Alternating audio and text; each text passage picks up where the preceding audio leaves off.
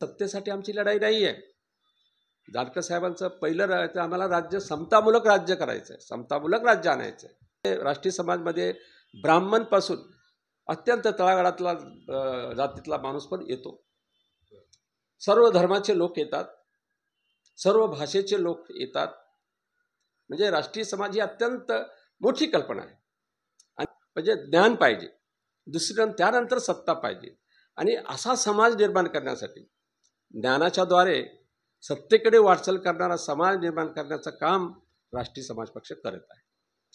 माणूस रानमाळातून येतोय आणि इतक्यापर्यंत जातोय आणि एवढी मतं घेतो, ही गोष्ट मिरॅकल होती. इकॉनॉमिक्स असं लिहिलं होतं की म्हाडामध्ये 2 पंतप्रधानाचे दावेदार, आणि त्या पंतप्रधानांच्या दावेदारीमध्ये एक शरद पवार आणि दुसरं काही नसलेल्या असतात एक नवीन नेतृत्व महादेव जानकर. शरद पवार यांच्या मागे बरंच काय होतं. आमच्या मागे हे जेवढे काय आमची तुटपुंजी होती त्याच्यावरती महादेव जानकर लढले. आणि महाराष्ट्राच्या राजकारणात महादेव जानकर एक प्रतीक बनलं आहे, नेतृत्वाचं प्रतीक बनलेलं आहे. लक्षात घ्या. ते आता कुणाच्या मीडियाचा ह्याचा पाठिंबा म्हणून नाही, ते तळागाळातून वर येऊन स्वतःच्या पायावर उभं राहून त्यांनी हा पक्ष हितपर्यंत आणला. ते 2000 साठी विमाजी नाईक आहे, संगोळी रायण्ण आहेत, असे अनेक क्रांतीवीर झालेले आहेत. त्यांना फडकवायचा नाही का आम्हाला अधिकार मिळाला, पण दिल्लीत सत्तेत बसून कायदे करायचा किंवा कायद्याद्वारे लोकांचा परिवर्तन करायची ही संधी आम्हाला नाही मिळाली. ह्यासाठी एक विचारसरणी घेऊन आम्ही राष्ट्रीय समाज पक्षाची स्थापना केली आणि ती सत्तेत वाटा आणि प्रतिनिधित्व ह्यासाठी आम्ही त्या पक्षाची स्थापना केली. बाबासाहेब आंबेडकर आणि काँग्रेस ह्यांचा खूप मोठा झगडा झालेला आहे. म्हणजे त्याला आरक्षण हा शब्दही चुकीचा आहे जो वापरला जातो. तो विधानसभेचा रणसंग्राम महाराष्ट्राचा आजच्या कार्यक्रमामध्ये आज आपण भेटणार आहे अशा व्यक्तीला, जे त्यांचं नाव आहे अक्कीसागर, पण ते ज्ञानाचा महासागर आहेत. रासेपचे राष्ट्रीय भूतपूर्व अध्यक्ष, राष्ट्रीय समाज फेडरेशनचे विद्यमान राष्ट्रीय अध्यक्ष, रिझर्व्ह बँकेचे अधिकारी, छत्रपती शाहू महाराज यांची रिझर्व्ह बँकेमध्ये पहिली जयंती साजरी करणारे अक्कीसागर साहेब यांच्याकडून आज आपण राष्ट्रीय समाज पक्षाची आणि सामाजिक राजकीय भूमिका त्यांच्याकडून जाणून घेणार आहोत.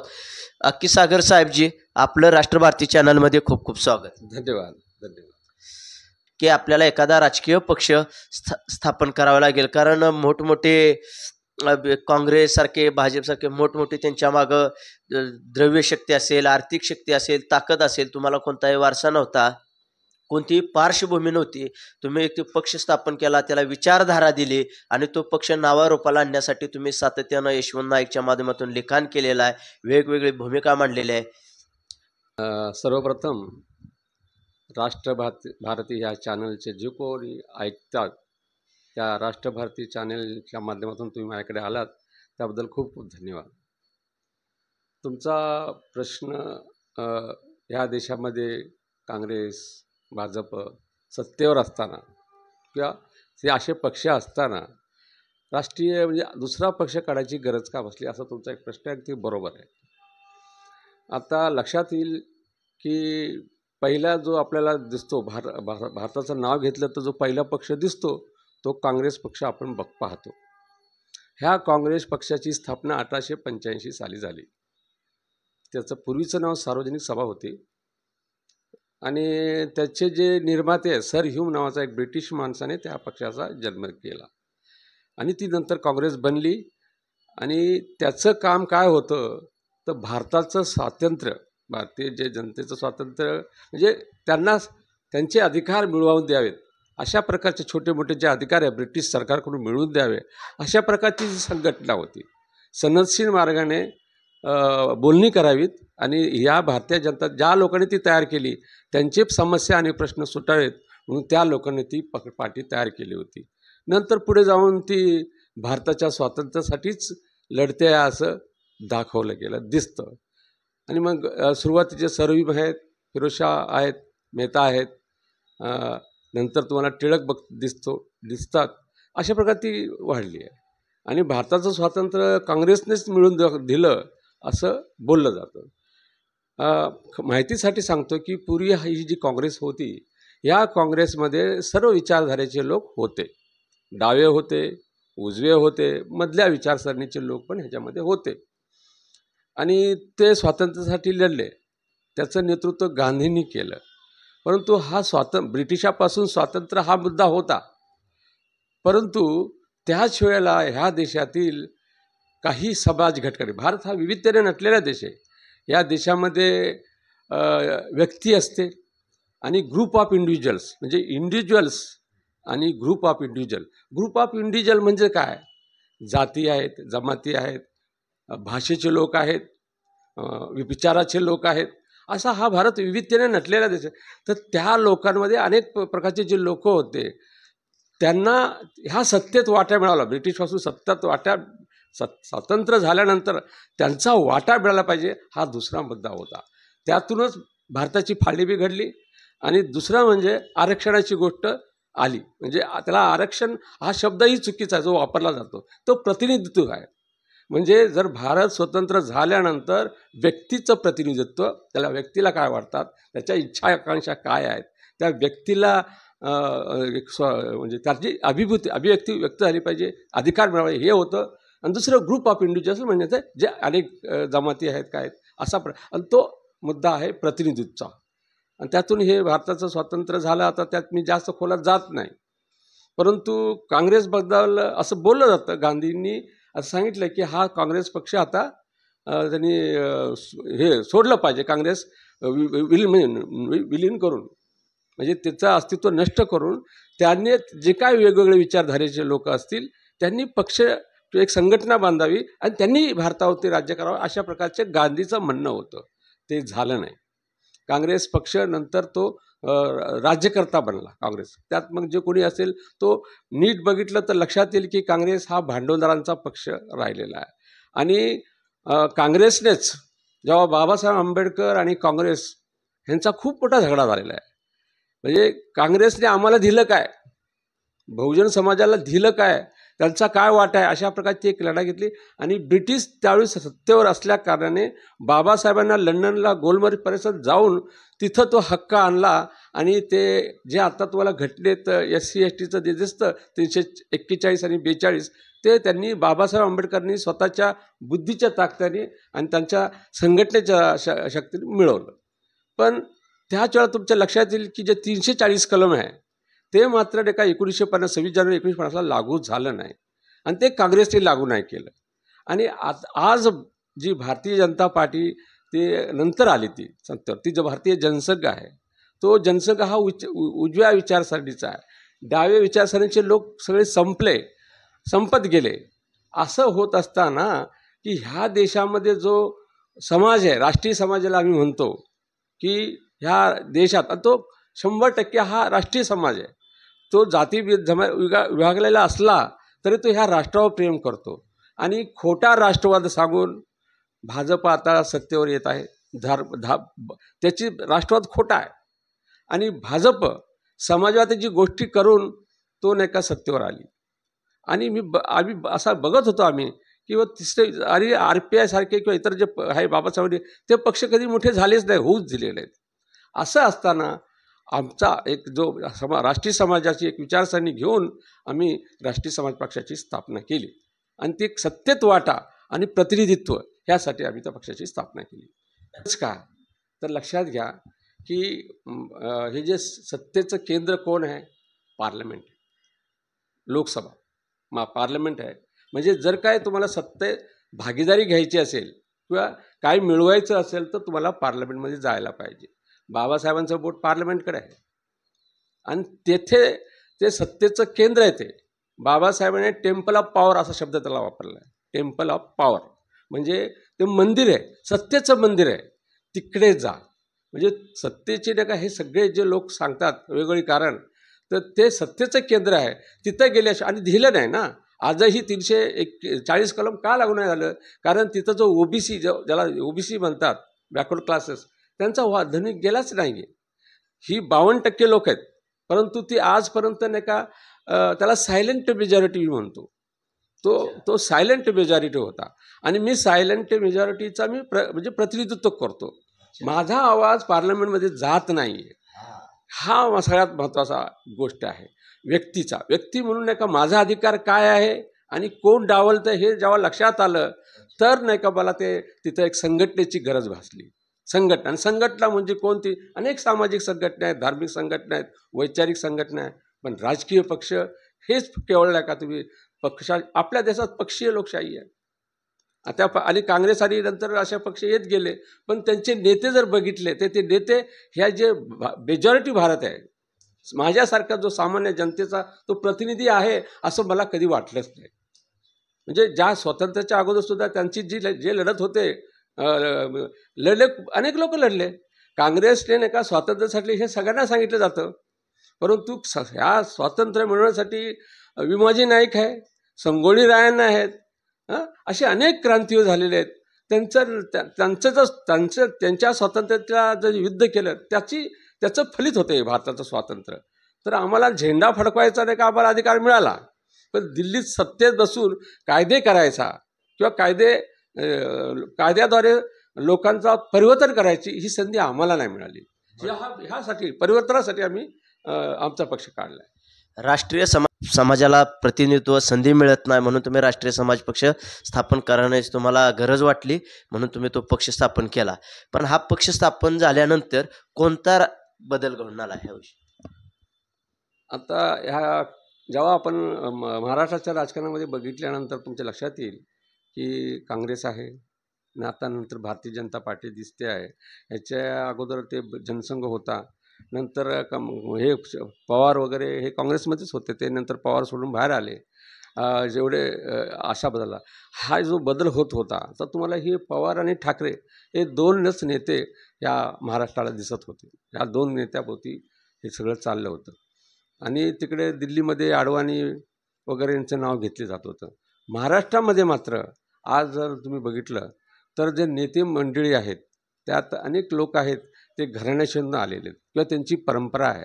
कुठलाच इतिहास कुठलाच काही नसताना एका रानात जन्मलेलं एक फूल म्हणजे महादेवजी जानकर आहेत. हे रानात उमरलेल्या फुलाने काय केलं, त्यांनी हे म्हणजे तो रानात वाढलेला माणूस तो इथं आला, तो इंजिनियर हे सगळं आहे, परंतु त्याने नाही का घर बंगले बांधणे अशाकडे नाही गेला होत.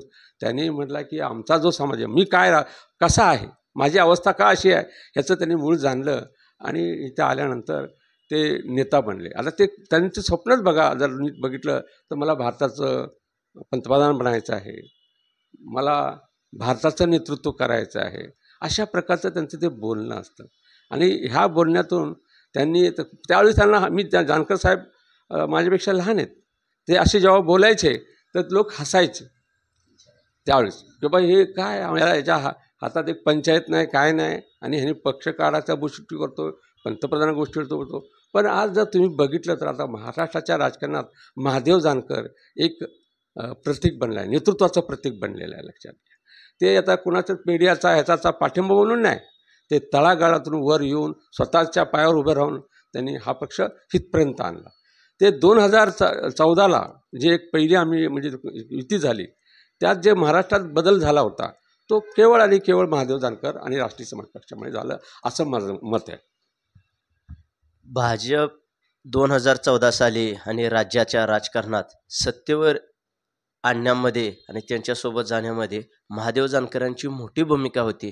पण 2024 साली असं काय घडलं की महादेव जानकर यांनी अगदी निवडणुकीची घोषणा झाली, महाराष्ट्रामध्ये घोषणा झाली आणि जानकर साहेबांनी माध्यमातून असं जाहीर केलं की मला ह्या देशावर राज्य करायचं आहे, मलाही माझा पक्ष वाढवायचा आहे आणि मला भाजपबरोबर आणि कोणाशी काँग्रेससोबत सुद्धा जायचं नाही, अशा प्रकारचे त्यांनी विधान करून एक वेगळी चूल मांडण्याचा प्रयत्न केला. काय त्याच्या पाठीमाग कारण असू शकतं, काय त्याच्या मागे घडामोडी घडल्या आहेत? एक महादेवजी जानकर किंवा राष्ट्रीय समाज पक्ष काँग्रेस आणि BJP इतर पक्ष असताना ओके, तर त्या पक्षाचं जे मूळ कर्तव्य आहे ते निभावत नाहीत. ते पक्ष काँग्रेस असेल किंवा कुठलाही पक्ष असेल, ते बोलतात सगळं नाही का याची भाषा करतात, जनतेची भाषा करतात, परंतु जनता जी आहे, ज्यांच्या मताच्या अधिकारावर निवडून येतात त्या जनतेशी द्रोह हे पक्ष करत होते.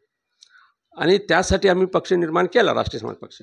तो राष्ट्रीय समाज पक्ष जेव्हा आम्ही सुरुवात केला तो आम्ही स्वबळाची भाषा करत होतो, स्वाभिमानाची भाषा करत होतो. आणि आमचे आम्ही सामाजिक एक आधार निर्माण केला स्वतःचा. त्यानंतर राजकीय विचारसरणी निर्माण केली आणि त्याच्या बळावर आम्ही 2003 या निवडणूक आयोगाकडे आम्ही हा पक्ष स्थापन केला, रजिस्टर झाला. आणि त्यानंतर आम्ही 2004 लढवली, 2009 लढवली. 2004ला आम्ही कर्नाटकातून सुद्धा निवडणूक लढवली, इथं ह्या महाराष्ट्रातून निवडणूक लढवली. आणि आम्ही त्या काळामध्ये 1.5 लाख मतं मिळून आमची एक जमीन तयार केली, पक्षाची जमीन तयार केली. ती तयार झाल्यानंतर 2009 दुसरी जी लोकसभा आहे ती लढवली. त्याच्या अगोदर आम्ही महाराष्ट्र विधानसभा लढवली. ते आम्ही स्वबळावर लढत होते, कुठल्या पक्षाचा आधार कार्ड घेत नव्हतो. आमच्या आता महादेव जानकर नेता आणि आमचे पदाधिकारी आणि कार्यकर्ते ह्याच्या बळावर आम्ही लढत होतो. आणि 2009ला जे महादेव जानकर लढे ते आमचा एक टर्निंग पॉईंट होता. म्हणजे 2003 नंतर 2009 6 वर्षामध्ये महादेव जानकर जे म्हाडा निवडणूक लढले त्यावेळेसचे जे मातब्बर असे नेते म्हणले जातात, शरद पवार, त्यांच्या विरुद्ध उभे राहिले आणि आम्ही तिथं लढलो. आता त्या शरद पवार यांच्या मागे बरंच काय होतं. आमच्या मागे हे जेवढे काय आमची तुटपुंजी होती त्याच्यावरती महादेव जानकर लढले आणि 1 लाख मतं घेतली. आणि महादेव जानकर त्या काळामध्ये इकॉनॉमिक्स टाइम्ससारख्या पेपरमध्ये त्यांची दखल घेतली. आणि त्या काळामध्ये शरद पवार आजही ते पंतप्रधानापासून वंचित आहेत. तर ते म्हणजे तिथं इकॉनॉमिक टाइम्स असं लिहिलं होतं की म्हाडामध्ये 2 पंतप्रधानाचे दावेदार, आणि त्या पंतप्रधानांच्या दावेदारीमध्ये एक शरद पवार आणि दुसरं काही नसलेल्या ते जे नवीन नेतृत्व महादेव जानकर ते म्हणजे हे आहे, अशा प्रकारची बातमी आलेली आहे. आणि तो जो 2009ला जो 1 लाख मतं राष्ट्रीय समाज पक्षाने मिळवली ते ॲक्च्युली तो मिरॅकल होतं. परंतु भारताच्या ह्या पत्रकारितेने ते नीट सांगितलं नाही. म्हणजे एक असा माणूस रानमाळातून येतोय आणि इतक्यापर्यंत जातोय आणि एवढी मतं घेतो, ही गोष्ट मिरॅकल होती.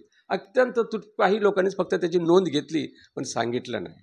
आणि महादेव जानकर 2009ला महादेव जानकर त्याची हे झाले. पण 2016 लढलो. एका बाजूला सर्व पक्ष होते, लक्षात घ्या, सर्व पक्ष होते, डावे उजवे सगळे काय पुरोगामी सगळे. एक महादेव जानकर राष्ट्रीय समाज ह्या विचारधारणेवरती उभा राहिला होते आणि त्यांनी 1 लाख मतं होती. ते मिरॅकल होतं. मी स्वतः माझा जो गुण आहे तो जर्नलिझमचा गुण आहे, पत्रकारिता हा मला राजकीय पक्ष हे महत्त्वाचे वाटले. कारण ते ते मतधारकाच्या आधारावरती ते तिथं राज्य करतात, पण ते नीट राज्य करत नाही हे मी जाणवलं होतं. हे जो कोणताही पक्ष अशा वेळी पक्ष असावा हे झालंच, परंतु पत्रकारिता जे आहे त्या पत्रकारिता मुद्दाम मी सांगतो की ह्या भारतात जनतेचा आणि हे जे गण आहे म्हणजे जन म्हणजे व्यक्ती आणि गण म्हणल्यानंतर ते ग्रुप ऑफ इंडिव्हिज्युअल्स असा आहे तो शब्द. धर्म हे जे अशा आहेत, जन म्हणजे जनता आणि त्यांचे ग्रुप आहेत, ते वेगवेगळे कोण जाती आहेत ना, धनगर काय मराठा असे जाती आहेत त्या. तर ह्यांच्या मनावर राज्य करणारा शासक तिथं असावा, अधिनायक. तो अधिनायक कोण? जनगण मन अधिनायक बोलतो, पण हा अधिनायक नेमका कोण आहे? तो तिथं बसलाय का दिल्लीमध्ये किंवा मुंबईत किंवा कुठं बँगलोरला वगैरे? तो नाही बसला. आपल्या चॅनलच्या लोगोमध्ये देखील तुम्ही जर पाहिलं तर जनगण मन अधिनायक हा शब्द आहे, जनतेचं प्रतिनिधित्व. हा, व्हेरी गुड. आणि अधिनायक कोण आहे ही भारतीय जनतेला अजून हे नीट सांगत नाही. ते काम कुणाचं आहे माहिती आहे? जनतेत जागृती आणायचं पत्रकारितेचं आहे. तुम्हाला मला हे राष्ट्रभारती तुमचं नाव, त्या चॅनलचं नावच भारती म्हणजे राष्ट्रभारती आहे. तर ह्या राष्ट्राचा म्हणजे जे काय आहे मानस, ते मन, त्याच्यावर अधिराज्य कोण गाजवतो हे आमच्या लोकांना नीट सांगितलं जातं. जे बाबासाहेब आंबेडकर, शाहू आंबेडकर, महात्मा फुलेने पहिलं ओळखलेले. जेव्हा 1885ला तिथं ते पुण्याला एक सभा झाली होती काँग्रेसची, तर तिथे आपले महात्मा फुले ते पंचा घालून शेतकऱ्यांचा ड्रेस घालून हातात काठी घेऊन तिथे गेले होते काँग्रेसच्या पुढे. आणि ते म्हणले, हे काँग्रेस करणार काय? कुणाचं काम करणार? तुम्ही कुणासाठी तुम्हाला राज्य पाहिजे? असं महात्मा फुले ओळखलं की हे आता जे काँग्रेसच्या माध्यमातून कोण राज्य घेऊन ते कोण आहेत? तुम्ही ठीक आहे, ब्रिटिश गेले, पण भारतात कुणाचं राज्य आलं का? आलं का भारतीय लोकांचं? पूर्ण भारतीय लोकांचा प्रतिनिधित्व करणाऱ्या लोकांचं नाही आलं ते, भारतीय जनतेचं. हे फुलेंनी सर्वात अगोदर ओळखलं होतं. क्षत्रिय समाजाचे लोक होते, क्रांतिकारक होते, सशस्त्र क्रांतिकार करत होते. त्यांना महात्मा फुलेंनी सशस्त्र क्रांतीपासून वाचवलं होतं. असा तुमचा पण एक महत्वाचा दावा होता आणि त्याकडे तुम्ही बरोबर ह्याकडे कुणी लक्ष वेधलेलं नाही, कुठलाही इतिहासकार किंवा अनेक कोणत्याही विचारवंतानं याकडे मांडलेलं नाही. हां हां हां. तर तुम्ही जो आता प्रश्न विचारला ना, तर ह्या देशावर राज्य पहिलं ह्यांचंच होतं. जे सशस्त्र क्रांती करतात त्यांचंच राज्य होतं. त्यांचं ते त्या लोकांना कोणी मुघल आले ह्या देशावरती, अनेक लोक आले. ह्या देशात जे मूळ शासक होते किंवा राज्यकर्ते होते, त्या राज्यकर्त्यापासून त्यांनी ते सत्ता हातात घेतली आणि मग त्याच्याविरुद्ध बंड करत राहिले. शेवटी ब्रिटिश जेव्हा आले ते नाही का इथं व्यापार करायला आले. ईस्ट इंडिया कंपनी व्यापार करत होते, पण व्यापार करता करता त्यांनी काय केलं, शासक बनले. थोडा म्हणजे ते काही भागात बनले आणि पूर्ण भारतावर ते राज्य करू लागले. तर ह्याचा राग सगळ्यात जास्त कुणाला होता, जे पहिले राज्यकर्ते होते. उमाजी नाईक, राजे उमाजी नाईक, त्यावेळी स्वतःला ते राजे म्हणतात. नंतर आमचे संगोळे रायांना, एक संगोळे गावाचा एक साधा सरदार, आणि ती जी आता सगळ्यांना माहिती आहे की ते ब्रिटिशांनी जे सत्ता होती, आता ते झाशी की राणी लक्ष्मीबाई, त्या राणी तिला मुलगा नाही म्हणून, नाही का वारसदार नाही म्हणून ते खालसा केलं, ब्रिटिशांशी खालतं केलं. ते 1857चा बंड सगळ्यांना माहिती आहे, म्हणजे त्यावेळेस काय गोष्ट आहे. परंतु त्याच्याही अगोदर 1831 साली 26 जानेवारी 1831 रोजी संगोळी रायांनाचा त्याला फाशी दिली. का दिली फाशी? त्याला फाशी देण्याचं कारण होतं, तो ब्रिटिशच्या विरुद्ध लढत होता. तो कोण होता संगोळी रायांना? ते राणी चन्नम्मा देसाई. त्या राणी चन्नम्मा देसाई, तिचं संस्थान होतं कित्तूर नावाचं, तिचं राज्य होतं ते कित्तूर. त्या कित्तूरवरती ते खालसा केलं आणि ते ब्रिटिश तिथं आल्यानंतर त्याचा राग कित्तूरच्या नामाला सरळ रासीकिरीला आला, तसंच कित्तूरच्या नामाला आला. परंतु तिथं प्रजा म्हणून वावरणारा एक संगोळी रायांना सरदार, त्याने मोठं त्याच्यावर लढाई केली. कारण त्यांचं म्हणणंच होतं की हे आमचा देश आहे, ह्या देशाचे आम्ही ह्या देशावर राज्य करण्याचा अधिकार आमचा, हे कोण बाहेरून येतात आणि आमच्यावर राज्य करतात, असं त्यांचं ते म्हणणं होतं. उमाजी नाईक पण तेच बोलतो. उमाजी नाईक बोलतात की हा माझा देश आहे, माझा राज्य, तू कोण राज्य करणार, अशा प्रकारची त्यांची भूमिका होती. पण ते नुसते असे बोलले नाही, त्यांनी लढले. त्या काळामध्ये जे काही शास्त्र असतील, साधनं असतील, त्या माध्यमातून ते लढले. त्यावेळेस ते ब्रिटिश जे आले तर ते त्यांचे सशस्त्र सैन्य त्यांनी तयार केली होती. काय काय त्यांनी तयार केलं, त्याच्याविरुद्ध लढताना त्यांना काही गोष्टी करायला लागल्या. परंतु त्यांचा हेतू काय होता? ह्या देशावर आमचा अधिकार आहे, आम्ही राज्य केलं पाहिजे. तसंच नाही का काँग्रेसच्या लोकांना वाटतं, कोण ते काँग्रेसचे लोक, असा महात्मा फुलेचा प्रश्न होता. पण महात्मा फुले हे जे बदलतं राजकारण आहे, पूर्वी ते तलवारीच्या जोरावर राजाचं होतं, नंतरच्या काळामध्ये लेखणी आणि ज्ञान पूर्वी पण आहे, पण ते होतं. तर महात्मा फुले जे आहेत त्यांनी मात्र ते ओळखलं आणि ब्रिटिश ते काय 25 ब्रिटिश लोक आले ते कशाच्या जोरावर राज्य करतात, तर ते महात्मा फुलेने कळलं. त्यांनी ते ज्ञान, ते बोलतात आम्ही आमचा अनर्थ झालेला आहे या सगळ्यात, म्हणजे विद्येविना आमचा अनर्थ झालेला आहे, म्हणजे ज्ञानाची पावर सांगणारा महात्मा फुले पाहिला. आणि त्याच वेळेला त्यांनी सत्ता, म्हणजे सत्तेविना झाल्यास कळा अवकळा असं ते बोलतात. म्हणजे सत्ता म्हणजे ज्ञान पाहिजे, त्यानंतर सत्ता पाहिजे. आणि असा समाज निर्माण करण्यासाठी ज्ञानाच्याद्वारे सत्तेकडे वाटचाल करणारा समाज निर्माण करण्याचं काम राष्ट्रीय समाज पक्ष करत आहे. तुम्ही आता जसं सांगितलं की क्रांतीवीर संगोळे रायांना आणि राजे उमाजी नाईक ते म्हणायचे की आम्ही इथले राजे आहे वगैरे. आजही 2024-21व्या शतकामध्ये देखील एक रानामाळात उमललेलं फूल ज्यांना तुम्ही समजता, महादेव जानकर हे देखील बारामतीच्या सभेत त्यांचं विधान असं होतं की हे भारतीय जनता पार्टी कोण आहे किंवा हे काँग्रेस कोण आहे, मी राजाची औलाद आहे, अशा प्रकारचं विधान त्यांचं पाहायला मिळतंय. म्हणजे भारताचं स्वातंत्र्याचा लढाई काँग्रेस करत होती, असं असताना कोल्हापूर संस्थानचे राजे छत्रपती शाहू महाराज त्या चळवळीपासून दूर होते. तर काही लोक फुलेसुद्धा दूर होते आणि त्यावेळेस फुलेला बोललं जात होतं की हे नाही का ब्रिटिशांचे अशा प्रकारे बोलत होतं. शाहू महाराजांना बोललं जातं, परंतु शाहू महाराजांनी एक विधान केलेलं आहे की जे उद्या येणार आहे स्वातंत्र्य आपल्याला मिळणार आहे, आपल्याला हातात आहे, तिथं माझा वाटा असेल का, माझ्या समाजाचा वाटा असेल का, अशा प्रकारचा त्यांच्या वेळात डाऊट होता शाहू महाराजांच्या. शाहू महाराज म्हणजे जो राजा असू त्याला वाटतं की हा भारताच्या ते काय त्याचा कोल्हापूर संस्थानासाठी बोलत नव्हतं ते. तो जो बहुजन समाज आहे त्याचा वाटा किती आहे, काय आहे, तर त्याकडे सगळ्यांना माहिती आहे की त्या बेळगावच्या अतडीमध्ये टिळक बोलले होते. कुणब्यानं त्या पार्लमेंटमध्ये जाऊन काय ते म्हणजे कुणबावा करायचा काय, किंवा काय तिथं जाऊन काय ते अशा प्रकारचं आहे, ते काय ते काय मेंढरं वळायचे आहेत का, अशा प्रकारची ती गोष्ट होती. म्हणजे सर्वसामान्य जनतेला त्या सत्तेत वाटा मिळणार ह्याची शाश्वतता कुणाला होती, शाहूला होती. आणि बाबासाहेब आंबेडकर तर म्हणले की मला आज या देशामध्ये माझ्या समाजाला देवळात एंट्री नाही, मी देवळात प्रवेश नाही, पाणी प्यायला मिळत नाही, आम्हाला शिवत नाहीत, काय मग मला पुढं काय. तो पाण्याचा लढाई नव्हता, तो हक्क होता, हक्क. मला पाणी पण पिऊ देत नाही. आणि ते कोण हे सगळे काँग्रेस बोलत होते ते देवळात, त्या देवळाची जी लढाई आहे, पेरियार नावाचे माणूस आहे, पेरियार दक्षिणेत, त्यांनी सुद्धा नाही का मंदिरात प्रवेश नाही म्हणून तिथं इडिगा भंडारी, जो महाराष्ट्रात इडिगा मत भंडारी, त्यांनी तिथं आंदोलन केलं होतं. कधी 1924 साली. म्हणजे येणाऱ्या स्वातंत्र्यात त्याच्यात मला ते स्वातंत्र्य मिळणार का जे राजाला मिळणार, किंवा मला ते सगळे हक्क मिळणार का, जसं जे सामाजिक असतील, आर्थिक असतील, भागीदारीचे असतील, ते मिळतील का, असे ते त्यांचा प्रश्न होता.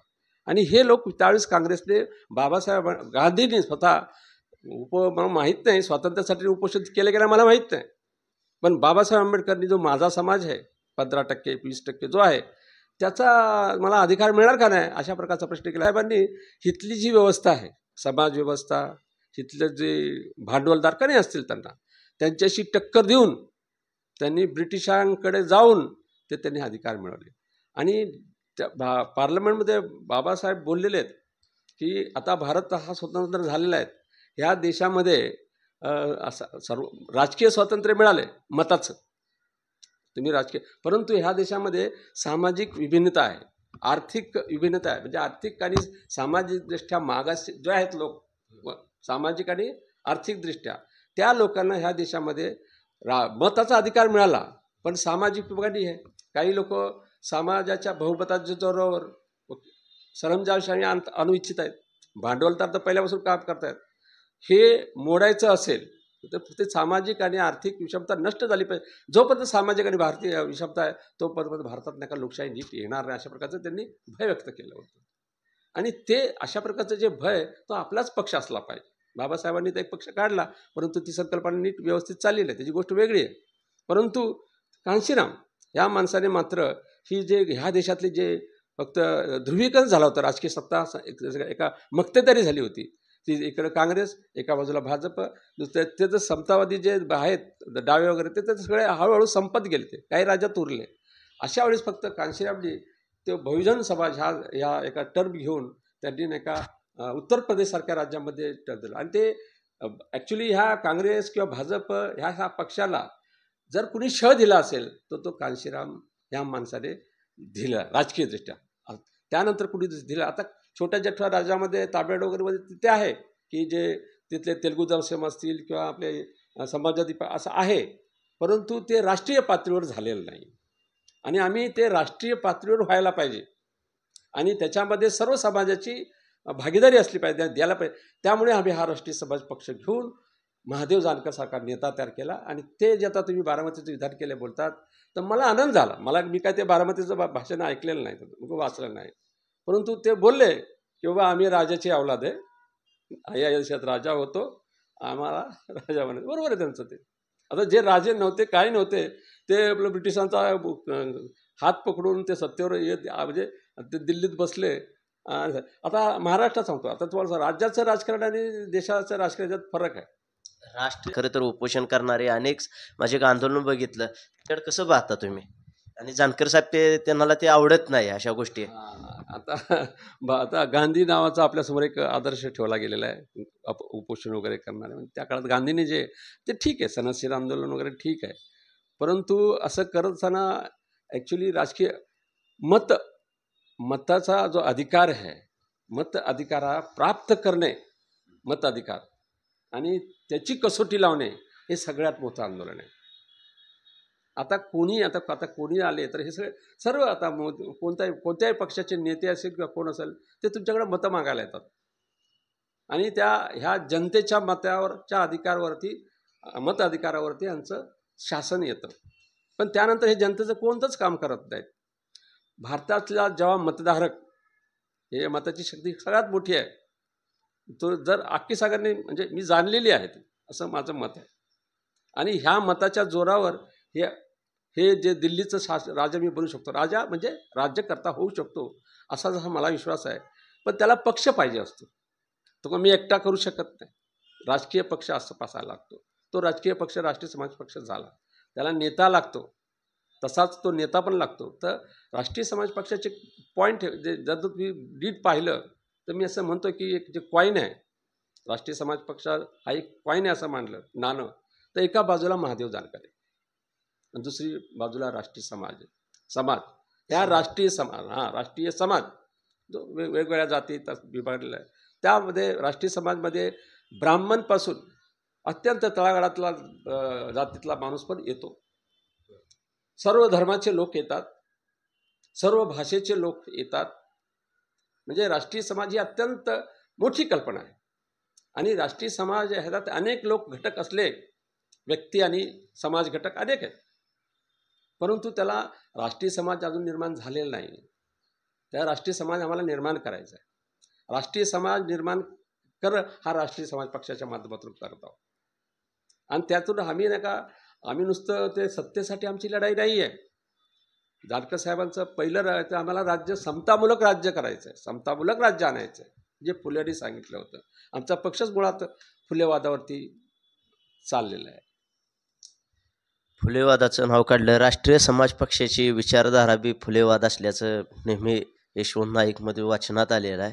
राष्ट्रीय समाज पक्षाची फुलेवादाचीच विचारधारा राष्ट्रीय समाज पक्षानेच का स्वीकारली? दुसरी कोणती विचारधारा नव्हती का? त्या काळामध्ये अनेक सामाजिक संघटना बनल्या, ॲनिव्हिजन वगैरे जे सामाजिक संघटना बनल्याचं दिसतं. आर्य समाज, नंतर कोणकोणते समाज आहेत अनेक समाज. त्यात सत्यशोधक समाज व्हायचा होता महात्मा फुलेंचा. सत्यशोध, त्यांनी त्याच्या समाजाचं नाव सत्यशोध. कुणी नाही का ते म्हणजे देवाचं नाव घेऊन करत होते, कुणी काय काय बोलून करत होते.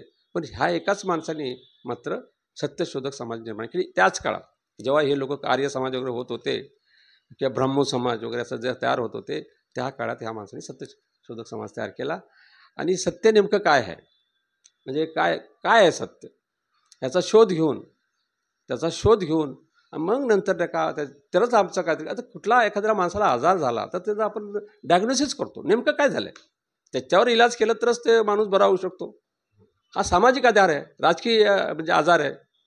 तर मग ह्या सामाजिक आजाराचं निदान कोणी केलं होतं? महात्मा फुले. त्या महात्मा फुलेंच्या विचारधारेवरच एक शाहू राजा होता, त्याच्याकडे पैशाची काही कमी नव्हती. पण एक छत्रपती शाहू राजा कुणाला गुरु मानतात? महात्मा फुलेला गुरु मानतात. त्यांच्या आधारावरती त्यांनी कोल्हापूरमध्ये राज्य केलं. आज जगात नाही का बाबासाहेब आंबेडकरांना एक विद्वान मानलं जातं जगातला, आता कोणी नाकारत नाही. तर ते बाबासाहेब आंबेडकर सुद्धा फुलेंना गुरु मानतात. मग मी बघले नंतर मग ते फुलेकडे मी बघायला लागलो. हे एवढं एक राजा त्याला गुरु मानतोय, एक आमचा विद्वान माणूस मानतोय. आता हा जो आदर्श आहे महात्मा फुले, तो आत्ताचा आहे, तो फार जुना नाही आहे. अनेक ऋषीमुनी कोणी काय आलं असेल, पण ह्या देशातलं जे सामाजिक आजार होता त्याला दूर करण्याचं काम कुणी केलं असेल तर ते महात्मा ज्योतिराव फुले म्हणजे सुरुवात केली.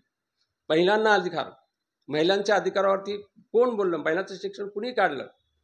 पुण्यामध्ये राहून त्यांच्या पत्नीने ते शेण खाल्लं अंगावर, तिने बायकोला शिकवलं. आता हे शिक्षण जे आहे हिंटर कमिशनला पुढे जाऊन महात्मा फुलेंनी सांगितलं होतं की सर्वांना मोफत प्रायमरी शिक्षण दिलंच पाहिजे. हे त्याला बोलले होते. ते आजही स्वतंत्र भारतात झालेलं नाही. मग हे काय करतात हे लोक? हे काय आहे? आणि महात्मा फुलेने जे कारण शिक्षण हा सगळा म्हणजे काही बदलाचा परिवर्तन करू शकतो तर शिक्षणामुळे होतं. मोठा दागिना आहे, सगळ्यात मोठा. काशीरामजींचं मगाशी मुलाखतीत तुम्ही नाव काढलं. तुमचं देखील मान्यवर काशीरामजीशी संबंध होते.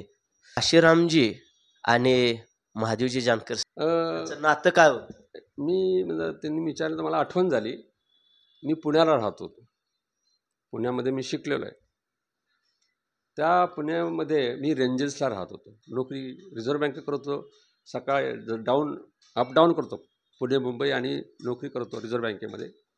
तर मी रेंजर्समध्ये त्यावेळेस राहायला असताना एक छोटा कार्यकर्ता तो भाषण करत होता. ही गोष्ट आहे 84 आणि तो बोलला 1585ची त्यांनी भाषा केली. या देशावरती 15% राज्य आहे असं ते बोलला. आणि 85% ते प्रजा आहेत, त्यांच्यावरती ते राज्य करतात. ते म्हणले हे 15-85 काय फरक आहे आणि हे कोण बोलत आहे हे मी जाणून घेतलं. 15-85 आणि मग हे 85 जे आहेत मी बघितलं की हे 85 मग ते त्यांची त्या प्रकारची ते तर जे म्हणजे भारतात राज्य कुणाचं आलं आहे, कोणाचा सत्ता आहे ह्याच्याबद्दल ते बोलणं होतं. मग मी कांशीरामचा जरा अभ्यास करायला लागलो. मी ती मुवमेंटमध्ये गेलो. कांशीरामला प्रत्यक्षात भेटलेलो आहे. कांशीरामशी माझं बोलणं झालेलं आहे आणि ते बहुजन समाज पार्टी म्हणजे हे बहुजनांचं आहे ना. वो लोग की अगर राज्य किसी का आना है तो जिसके पास बहुमत है उसका आना चाहिए. आता आम्ही बहुमत आम्हाला द्या, बहुमताच्या सगळ्या गोष्टी करतात ना. बहुमत मी मत बोललो, मताधिकार. बहुमत ज्यांच्याकडे जास्त लोक आहेत त्यांचं सरकार आलं पाहिजे, पण तसं येत नव्हतं म्हणून त्यांनी ते तयार केलं होतं. तर ते हे जे ती संकल्पना चालतात तर बहुजन समाज पार्टी त्याची नाही राहिली, थोडीशी असं काहीतरी घडलं. परंतु त्या काशीरामच्या मी फॉलोअर बनलो आणि मग आम्ही ह्या विचारधारेवरती आलो. 84ला त्या विचारधारेकडे जुळू लागलो, म्हणजे मतशक्तीकडे गेलो आणि जानकर मला 1994ला भेटले, म्हणजे दिसले. ते कुर्ला कोर्ट मैदानमध्ये आम्ही एक सभा होती. त्या सभेमध्ये तिथे गेल्यानंतर ते महादेव जानकर बोलले की तिथं प्रतिसरकार तयार केलं महाराष्ट्राचं प्रतिसरकार. आणि महादेव जानकर तिथल्या स्थिती जे कोण त्यांची ते सहकारी कार्यकर्ते होते त्यांनी नाही का त्यांना मुख्यमंत्री घोषित केलं. आणि म्हणजे त्यावेळेस म्हणजे मुख्यमंत्री बसण्याची त्या काळात 25 वर्षाचा मुलगा महाराष्ट्राचं प्रतिसरकार बनवायला निघाला आहे. अरे म्हणलं बरोबर. म्हणजे मला त्यात नाही का ते आता तुम्ही उमाजी नाईक, संगोळी रायांना, महात्मा फुले, आंबेडकर मला हे दिसायला लागले. क्रांतिसिंह नाना पाटलांचं पण प्रतिसरकार होतं. प्रतिसरकार, क्रांतिसिंह नाना पाटील बरोबर. प्रतिसरकार म्हणजे ॲक्च्युली ते म्हणजे हे सरकार नाही पाहिजे, माझं सरकार.